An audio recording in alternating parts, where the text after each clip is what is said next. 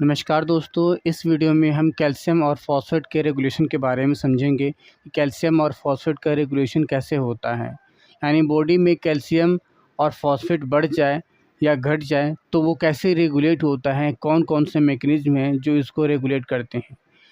Calcium और phosphate का regulation mainly 3 hormone के थ्रू होता है या 3 चीज़ के थ्रू होता है। पहला है पैराथायरॉयड हार्मोन, दूसरा है विटामिन डी जो एक्टिवेटेड फॉर्म में हो, और तीसरा है कैल्सिटोनिन।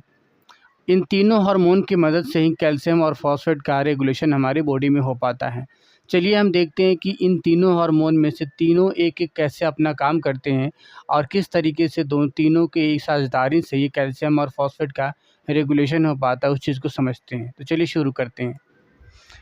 देखिए, हमारा टॉपिक है regulation of calcium and phosphate, यानी कैल्शियम और फॉस्फेट का रेगुलेशन कैसे होता है उसको समझेंगे।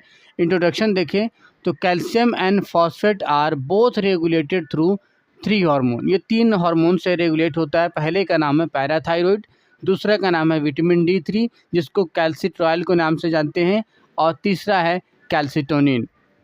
अगर बोला जाए इसमें these 3 hormones are released and synthesised in response to calcium, यानी कैल्शियम का लेवल जब बढ़ जाए या घट जाए तभी ये तीनों जो हार्मोन है ये सिंथेसाइज होते हैं फिर रिलीज होते हैं। ठीक है, यानी कैल्शियम या फॉस्फेट के रिस्पॉन्स के बगैर ये ना तो सिंथेसाइज होते हैं और ना ही ये रिलीज होते हैं। इन्हीं के रिस्पॉन्स पे ये होते हैं। अब देखते हैं कि तीनों में से जो एक एक करके तीनों हार्मोन को कि कौन क्या क्या काम करता है और वो कैसे रेगुलेट करता है। इसमें से पहला हार्मोन है पैराथायरॉयड हार्मोन, इसको शॉर्ट में पीटीएच के नाम से भी जानते हैं। ये रिलीज होता है फ्रॉम पैराथायरॉयड ग्लैंड। जो हमारा थायरॉयड ग्लैंड होता है जस्ट उसके बगल में से ये रिलीज होता है, उसके नीचे से, जिसको हम पैराथायरॉयड ग्लैंड के नाम से जानते हैं। यहाँ से ये पैराथायरॉयड हार्मोन रिलीज होता है, शॉर्ट में पीटीएच बोलते हैं। किसके रिस्पॉन्स में? In response to decrease in concentration of blood calcium level, यानी हमारे ब्लड के अंदर कैल्शियम का लेवल जब कम हो जाता है तब ये पैराथायरॉयड हार्मोन एक हार्मोन अपना रिलीज करता है जिसका नाम है पीटीएच। दूसरा है पीटीएच एक्टिवेट्स ओस्टियोक्लास्ट। देखिए, हमारे बोन में 2 तरह का सेल होता है, एक होता है ओस्टियोक्लास्ट और एक होता है ओस्टियोब्लास्ट। ओस्टियोक्लास्ट कहने का मतलब है जो हमारी बोन की एक शेपिंग देता है, एक मॉडलिंग करता है, रीमॉडलिंग करता है ताकि इधर उधर बोन का आउट ग्रोथ ना हो जाए, यानी ग्रोथ को कंट्रोल करता है। और एक होता है ओस्टियोब्लास्ट जो ग्रोथ को बढ़ाता है। ब्लास्ट मतलब कि फैलाने वाला, यानी कि बोन सेल को फैलाता है, बोन को और ज़्यादा ही चौड़ा करता है, बड़ा करता है, तो क्लास्ट और ब्लास्ट। लेकिन जो ये हार्मोन पीटीएच है ओस्टियोक्लास्ट सेल को कंट्रोल करता है। तो ओस्टियोक्लास्ट सेल क्या करता है? बोन की रिमॉडलिंग करता है टू ब्रेक डाउन। ये किस लिए इसको कंट्रोल करके ये क्या पीटीएच एक्टिवेट करता है ओस्टियोक्लास्ट से क्लास्ट को। और ये ओस्टियोक्लास्ट को किस लिए एक्टिवेट करता है? किस लिए? Break down bone matrix. क्योंकि क्लास्ट को जब ये करेगा तो जो बोन मैट्रिक्स होता है, बोन का अंदर वाला पार्ट है, एक तो कॉर्टेक्स वाला रीजन, पेरिफेरी वाला रीजन, और एक है अंदर वाला पार्ट। जैसे कि बोन का एक सेल लेते हैं तो ये पेरिफेरी वाला पार्ट हो गया ये, और अंदर वाला जो पार्ट है ये वाला मैट्रिक्स वाला पार्ट हो गया है। तो किसके लिए? Break down bone matrix. क्योंकि जो कैल्शियम का होता है ना, अब कैल्शियम और फॉस्फेट का जहाँ पे कंसनट्रेटेड अमाउंट पाया जाता है वो बोन मैट्रिक्स में पाया जाता है, वहीं जाके सब जमे होते हैं, इकट्ठा होते हैं। तो इसके जो बोन मैट्रिक्स को तोड़ना होता है एक्चुअली में, तो बोन मैट्रिक्स को तोड़ेगा कौन? को ओस्टियोक्लास्ट तोड़ेगा। और ओस्टियोक्लास्ट कैसे तोड़ेगा? रिमॉडलिंग करके, बोन की रिमॉडलिंग करेगा। अब बोन की रिमॉडलिंग करने के लिए ओस्टियोक्लास्ट का एक्टिवेट होना ज़रूरी है, और ये एक्टिवेट होता है पीटीएच से। तो इसीलिए पीटीएच ओस्टियोक्लास्ट को एक्टिवेट कर देता है और ओस्टियोक्लास्ट फिर बोन मैरो को जो बोन मैट्रिक्स है उसको तोड़ देता है। बोन मैरो नहीं, बोन मैट्रिक्स को तोड़ देता है और रिलीज कराता है क्या? इसके अंदर से जमा हुआ कैल्शियम और फॉस्फेट सॉल्ट को, जो इसके जो बोन मैट्रिक्स के बिल्कुल अंदर जमा हुआ है, रखा हुआ है, स्टोर है। ठीक है। दूसरा क्या करता है? PTH converts vitamin D into dihydroxy vitamin D. पहले तो देख लिया कि ओस्टियोक्लास्ट को एक्टिवेट करा के वहाँ से कैल्शियम को निकलवा देता है।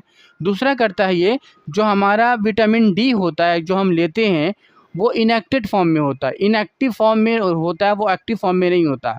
हमारे इंटेस्टाइन का एपिथेलियल लेयर होता है, या एपिथेलियल जो सेल होती है उसकी एक लेयर बनती है, उसी एपिथेलियल लेयर में विटामिन डी का ऑब्जॉर्प्शन हो पाता है। अगर इनएक्टिवेटेड फॉर्म में अगर आप विटामिन अगर आप लेते हैं तो वो इनएक्टिवेटेड फॉर्म में एपिथेलियल सेल्स विटामिन डी का ऑब्जॉर्प्शन नहीं करा पाता, तो उसको एक्टिव फॉर्म में लाना होता है। तो एक्टिव फॉर्म में लाने के लिए किसी न किसी को मदद करनी पड़ेगी।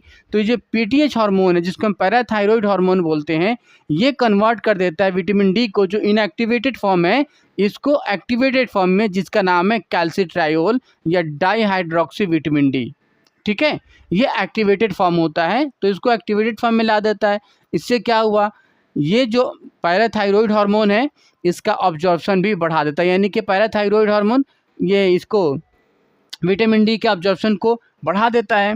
नेक्स्ट है PTH raises blood calcium level by inhibiting the loss of calcium. तो इसने तो दो काम किया पीटीएच ने, पहला कि इसने ओस्टियोक्लास्ट को एक्टिवेट कराया, दूसरा इसने डाईहाइड्रोक्सी विटामिन डी यानी कैल्सिट्रायोल को एक्टिवेट कराया ताकि कैल्शियम यहाँ विटामिन डी वहाँ पे जाए बोन वाले पार्ट में और बोन मैट्रिक्स से कैल्शियम और फॉस्फेट रिलीज हो।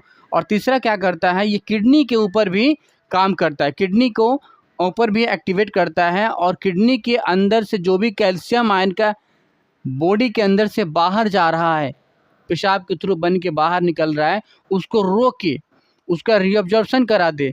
तो इसलिए जो भी लॉस हो रहा है उसको इनहिबिट कराने के लिए वो कैल्शियम ये किडनी के ऊपर ये काम करता है पीटीएच, ताकि जो किडनी से जो भी कैल्शियम का मात्रा, कैल्शियम का कंसंट्रेशन डाउन हो रहा है वो रुक जाए। यानी तीन काम किया। चौथा क्या करता है, PTH increases the loss of phosphate through kidney, और फॉस्फेट को भी किडनी से जो रिलीज हो रहा है उसको रोकने के लिए किडनी के ऊपर काम करता है। यानी किडनी के ऊपर दो चीज़ के लिए काम करता है, पहला कैल्शियम को का जो रिलीज हो रहा है, लॉस हो रहा है उसको रोकने के लिए, और दूसरा फॉस्फेट को रिलीज करवाता है वहाँ से। ठीक है, और जो विटामिन डी जो इनएक्टिव फॉर्म में है उसको एक्टिव करता है और ओस्टियोक्लास्ट को एक्टिवेट कर देता है ताकि बोन मैट्रिक्स है वहाँ से फॉस्फेट और कैल्शियम जो जमा है वो निकल जाए। तो ये तो सारा काम रहा पैराथायरॉयड हार्मोन का, जो हमने एक देख लिया। हमने 3 हार्मोन के बारे में बात किया था। अब दूसरा विटामिन डी के बारे में हमने देख ही लिया कि विटामिन डी क्या करता है, ऑब्जॉर्प्शन करता है। ये क्या करता है, vitamin D help in absorption of calcium. जो हम कैल्शियम लेते हैं, क्योंकि कैल्शियम के ऑब्जॉर्प्शन के लिए जो एक्टिवेटेड फॉर्म में आपका ये चाहिए विटामिन, कैल्शियम के ऑब्जॉर्प्शन के लिए आपके पास विटामिन डी चाहिए एपिथेलियल सेल को। बिना विटामिन डी एक्टिवेटेड फॉर्म में अगर आप कैल्शियम लेते हैं तो उसका ऑब्जॉर्प्शन नहीं करा पाएगा। तो कैल्शियम के ऑब्जॉर्प्शन के लिए विटामिन डी चाहिए।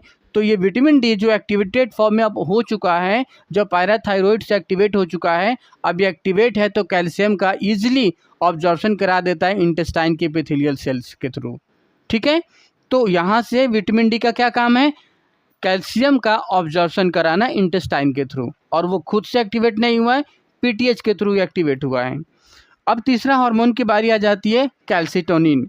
कैल्सिटोनिन क्या करता है, रिलीजेस फ्रॉम थायराइड ग्लैंड। ये कहाँ से रिलीज करता है, हमारा जो थायराइड ग्लैंड है, जो थायराइड के ऊपर वाले पार्ट में होता है, आप पैराथायराइड के, वहाँ से रिलीज होता है। किसके, in response to increase calcium ion blood. जब ब्लड में कैल्शियम की लेवल जब बढ़ जाती है तब रिलीज होता है। और ये क्या करता है, increases the activity of osteoblast, और ये ओस्टियोब्लास्ट की एक्टिविटी को इंक्रीज कर देता है। और ये ओस्टियोब्लास्ट क्या कर देता है, remove calcium from the blood and incorporate calcium into the bony matrix. यानी कि जब कैल्शियम का लेवल बढ़ जाता है कैल्शियम में ब्लड के अंदर, तब ये कैल्सिटोनिन रिलीज होता है। और ये कैल्सिटोनिन पीटीएच के बिल्कुल उल्टा काम करता है।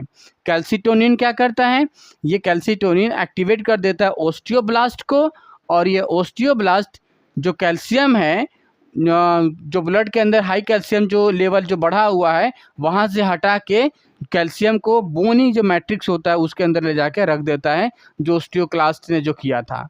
यानी इसका उल्टा काम होता है। इस तरीके से इन तीनों की मदद से जो हमारे बॉडी के अंदर कैल्शियम और फॉस्फेट का रेगुलेशन हो पाता है। अगर कैल्शियम का लेवल हमारी बॉडी में कम हो जाता है तो पीटीएच एक्टिवेट हो जाता है ताकि बढ़ जाए। और अगर कैल्शियम का लेवल हमारे बॉडी के अंदर अगर बढ़ जाता है, अगर हाइपर कैल्शियम हो जाता है, तब उस केसेस में कैल्सिटोनिन एक्टिवेट हो जाता है ताकि कैल्शियम जो ब्लड के अंदर जमा हुआ है उसको ले जाके बोनी मैट्रिक्स में डाल दें। तो इस तरीके से ब्लड के अंदर चाहे हाइपोकैल्सीमिया हो या हाइपोकैल्सीमिया हो, इन दोनों अलग अलग केसेस में इन तीनों हार्मोन मिलके उसको पूरी तरीके से रेगुलेट करके रखते हैं कैल्शियम और फॉस्फेट को। ठीक है, तो अगली वीडियो में मिलते हैं कोई और नए टॉपिक के साथ, तब तक के लिए शुक्रिया।